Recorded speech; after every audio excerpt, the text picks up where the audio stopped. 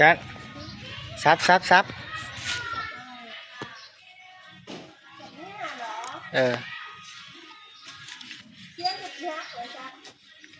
ไปง่ายยุงเทียบครับมักอยู่บ้านทึกหญ้าทึกน้ำขึ้นเต็มอยู่กบกล้วยปลูกไว้คือว่าจะได้กินหมากมัน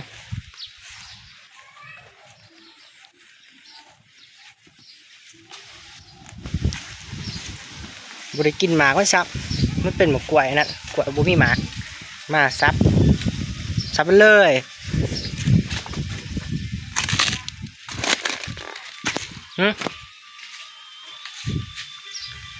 กุ๊กหน้าดุกเลยดุกทั้งหมากทั้งใบ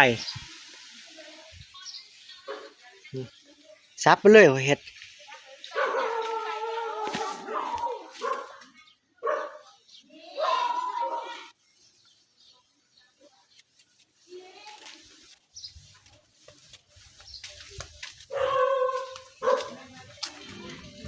ผมสร้างก็ได้ขึ้นเอากูไปตักเขาเนี่ยเอากูตักเอาเครื่องวับเรื่อนนี่ไปแล้วซับหยาบ่พอสำใดเรื่อนมันจะอันนี้ลักหัวไม่ขดตัดมาเห็นลักหัวเป็นต้นไม้เลย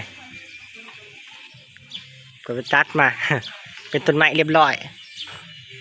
เพื่อจะทำความสะอาดแล้วป้าทุกบริจักหยาบริจักเพื่อนคนไปอยู่เนาะ